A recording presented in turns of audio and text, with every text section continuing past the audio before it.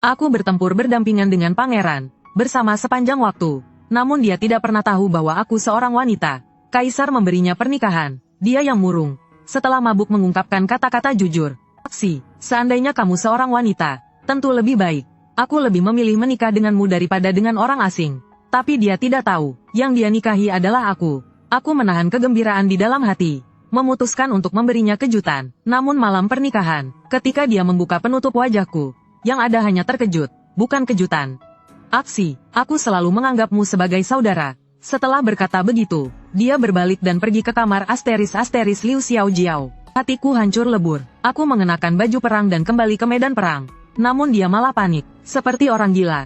Dia mengejarku sampai ke utara. Aku adalah jenderal besar yang terkenal di Dajin. Namun hampir tidak ada yang tahu bahwa aku sebenarnya seorang wanita. Saat berusia 16 tahun, ayahku tewas di tangan pedang melengkung dari Dian Nudangan. Sebelum meninggal, dia menyerahkan ribuan prajurit dan senjata tombak keluarga kami kepadaku. Aksi, kamu ingat, ayah tewas di tangan pedang melengkung dari Sun Nudangan. Darah yang menggenang di dada ayah tidak pernah berhenti. Aku tahu, aku pasti akan membalaskan dendam ayahku. Aku mengangguk dengan keras, menangis tanpa suara. Ayah tidak menginginkanmu membalaskan dendam. Ayah hanya ingin kamu mengingat untuk membunuh Baonu, melindungi negara Dajin. Air mataku jatuh satu persatu di atas baju zirah yang dingin, menjadi bunga es. Jangan menangis, anak-anak keluarga Zhou harus mati di garis perbatasan. Dengan sisa tenaga terakhir, ayahku mendengarkan, dan menutup matanya untuk selamanya. Mungkin karena aku sudah mengenakan pakaian laki-laki selama 16 tahun. Ayah lupa, keluarga Zhou tidak pernah memiliki anak laki-laki. Hanya ada seorang putri keluarga Zhou yang terpaksa menyamar menjadi laki-laki. Aku bertempur di utara selama 7 hari 7 malam, berlumuran darah. Aku menembakkan anak panah yang membuat mata Dangan buta. Namun aku juga kehilangan hampir seluruh hidupku.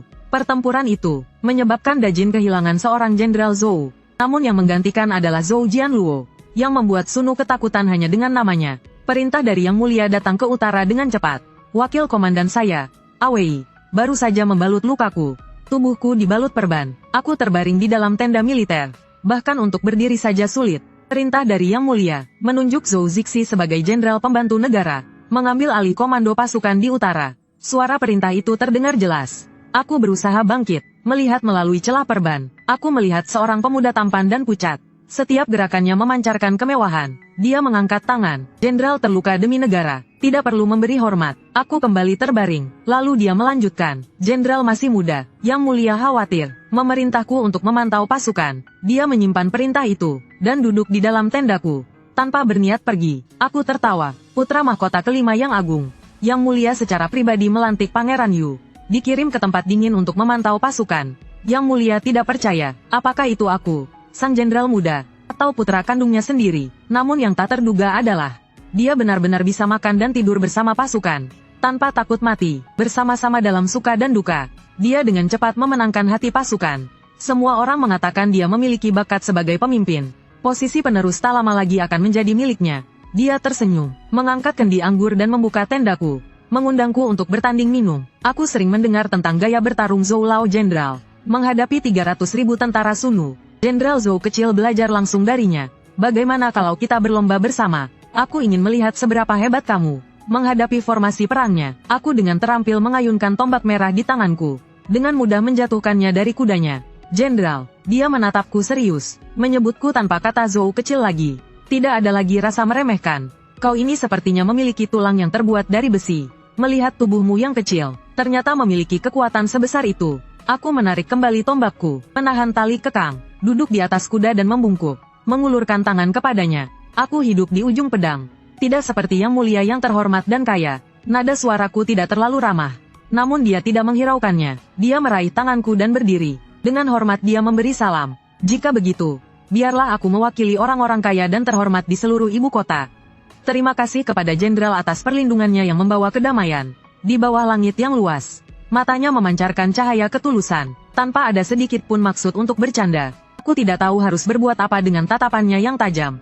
Pipi aku terasa panas. Sejak hari itu, di matanya, aku menjadi sahabat dekat yang tidak ada yang disembunyikan darinya.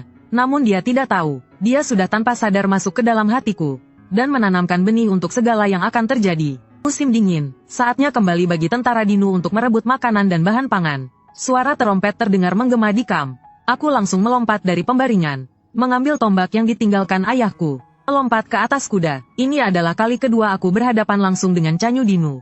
Salah satu matanya terbuka lebar penuh amarah. Satu matanya hanya menyisakan lubang hitam pekat, membuat sosoknya di dalam kegelapan malam terlihat semakin menakutkan. Zhou Zixi, ayo, serang aku. Dia mengangkat pedang melengkung, berjanji akan membalas dendam atas satu anak panah yang tertanam. Aku menekan perut kudaku, menyongsong musuh secara langsung. Dia adalah musuh yang membunuh ayahku, dan juga musuh bebuyutan ayahku seumur hidup. Saya tidak berani meremehkan. Setelah beberapa puluh jurus, pedang melengkungnya merobek pelindung dada saya. Saya juga berhasil menjatuhkannya dari kuda di saat-saat terakhir. Kami berdua tidak ada yang dapat menang dengan mudah. Rasa sakit yang mendera dada saya begitu luar biasa. Dengan sisa tenaga terakhir, saya menembakkan sebuah anak panah berbunyi. Saya sudah memberitahu Awei sebelumnya. Dengar bunyi panah itu, bakar medan perang. Jangan ragu, untuk kedamaian Dajin, untuk ayah yang telah meninggal. Saya siap mati bersamanya. Dengan sanyu, api membakar dengan hebat, dengan cepat menyebar di rumput yang mengering. Saat kehilangan kesadaran, saya melihat sanyu tertelan api. Saat saya membuka mata lagi, saya sudah berada di tenda militer saya.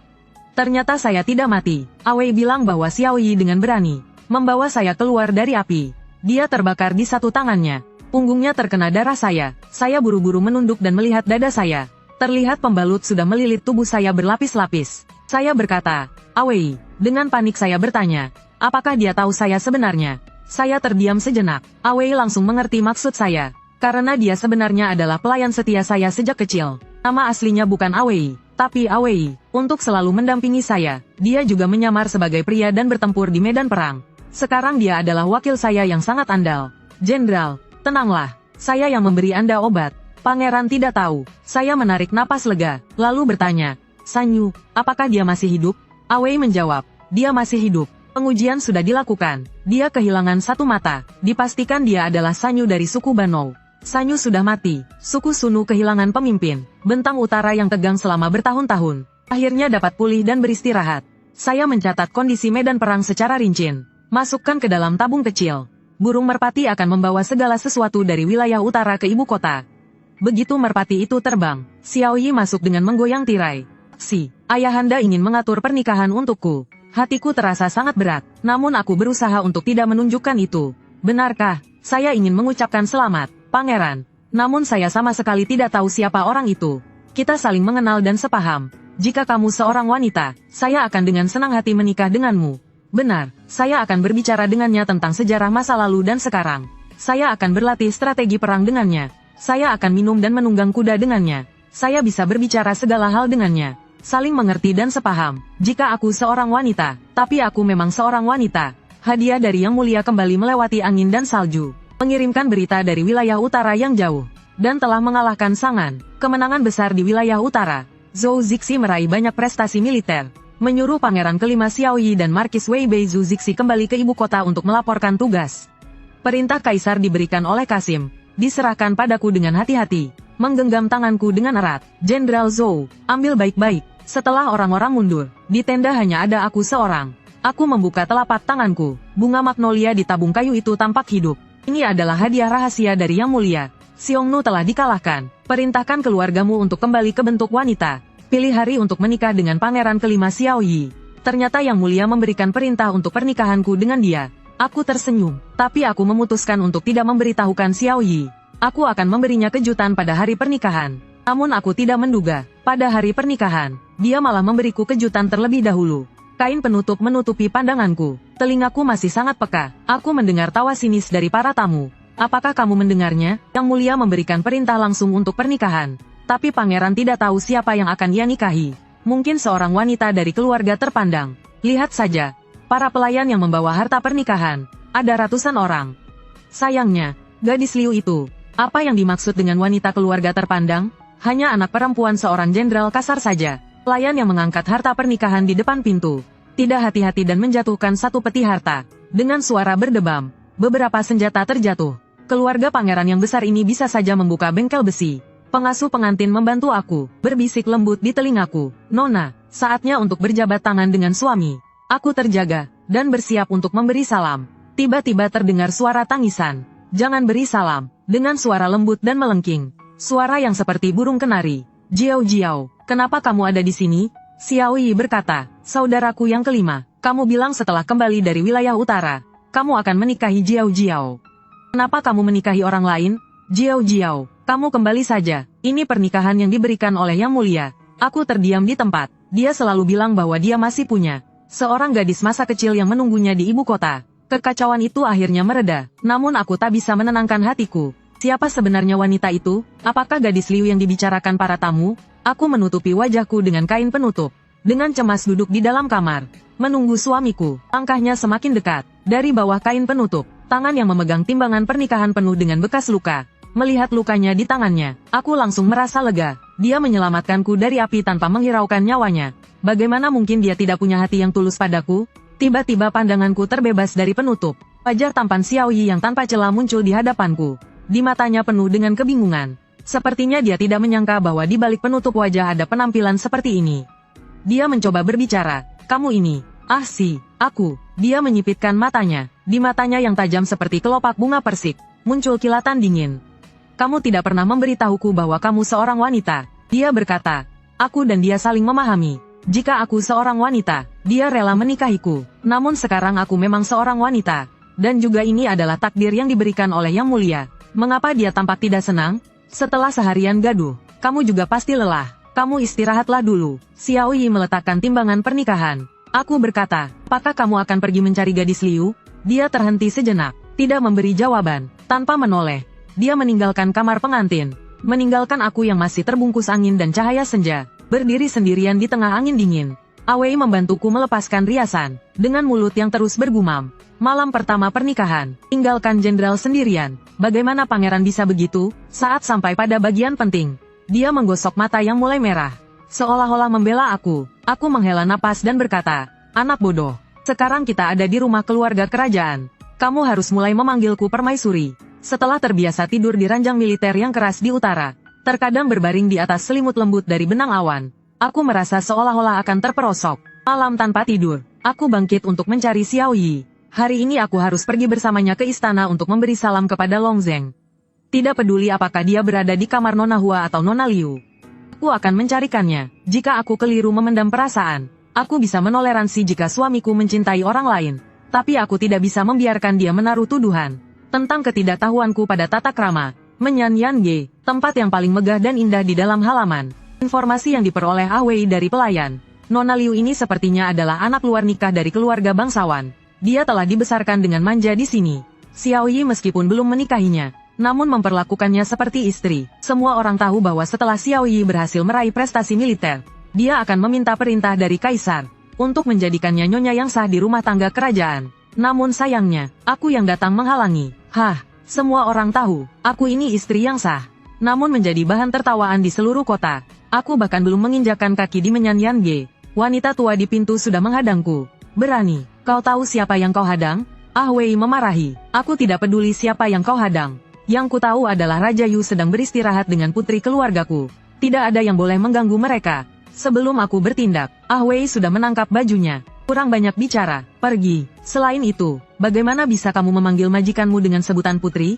Belum menikah tapi sudah dipelihara di rumah orang lain. Apa bedanya dengan wanita panggilan?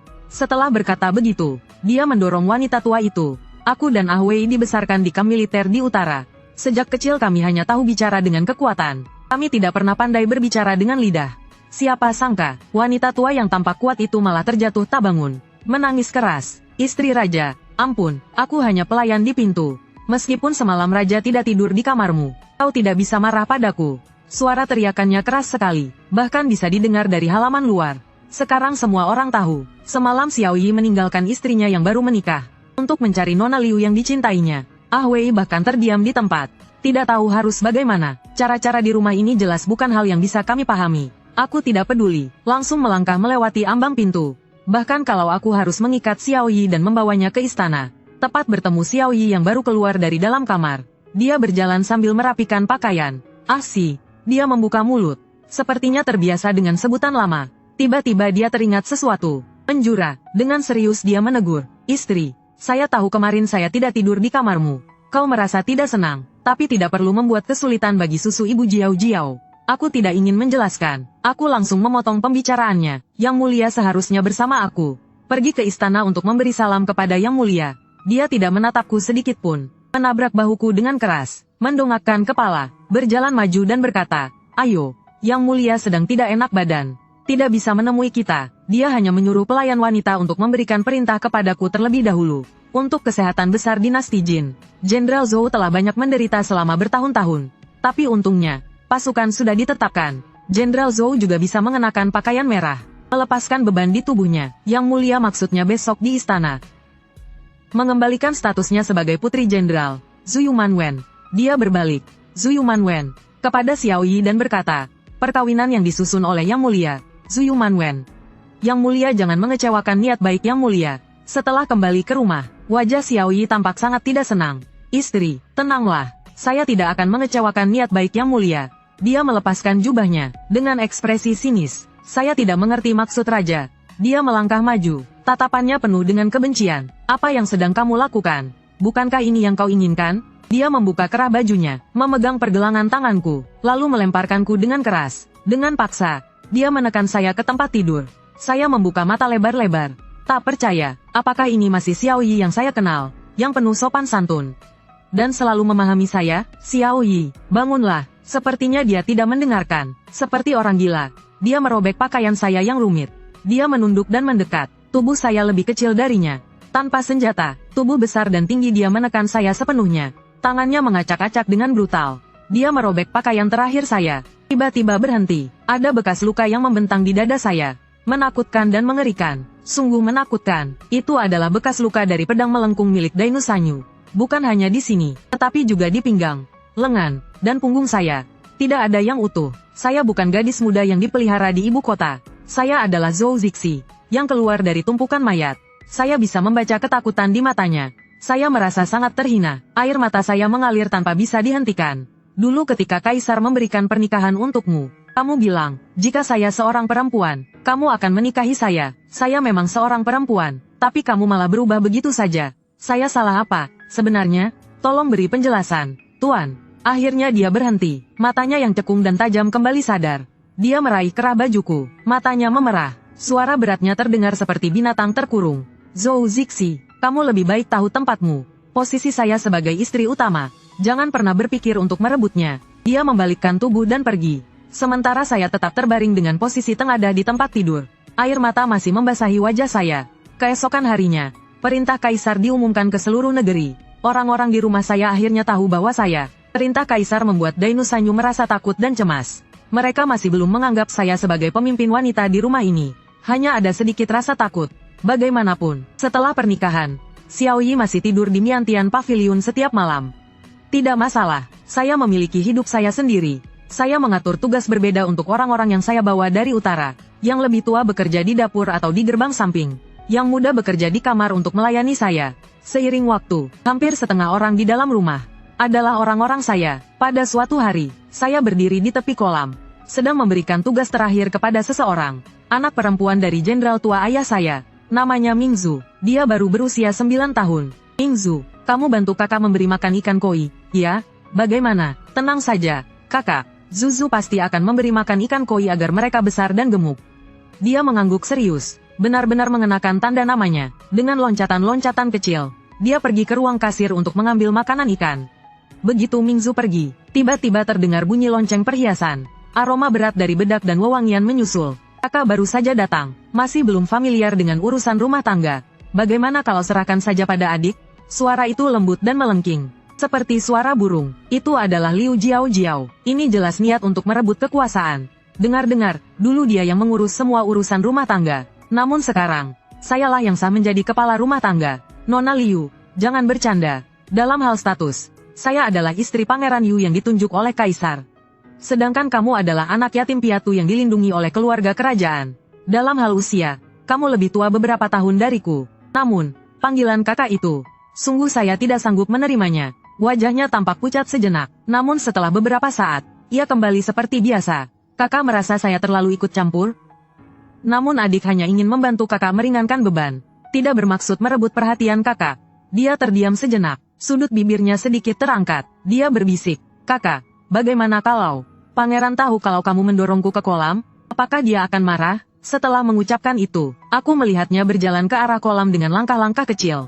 Ampuni aku, apa yang kamu lakukan? Xiao Yi tanpa ragu langsung melompat ke dalam air, menyelamatkan Liu Jiao. Dia memeluk Liu Jiao dengan mata yang penuh amarah. Dengan penuh kebencian, dia menatapku. Xiao Yi, aku memanggilnya seperti itu. Aku berharap kenangan kita yang lalu dapat mengingatkan dia akan karakterku.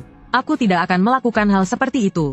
Kamu percayalah padaku. Aku tidak mendorongnya. Rambut basahnya terjatuh di kedua sisi wajahnya, membuat tatapan marahnya terlihat lebih tajam. Jika Jiao sampai terjadi apa-apa, aku tidak akan memaafkanmu. Dia memeluk Liu Jiao dan berjalan cepat ke arah Menyan Pavilion, meninggalkan aku sendirian di tempat itu. Aku menatap punggungnya, mengingat masa lalu, ketika dia menyelamatkanku dari api dengan mengorbankan nyawanya. Apakah dia juga merasa begitu cemas? Liu Jiao segera sadar. Begitu dia membuka matanya, dia langsung menangis di pelukan Xiao Yi. Itu salah Jiao. Jiao seharusnya tidak ikut campur urusan kakak. Kakak juga tidak sengaja. Ige, jangan susah payah dengan kakak. Dia menangis hampir tak bisa menahan air mata. Aku hanya bisa memandangnya, sambil melihatnya di pelukan Xiao Yi.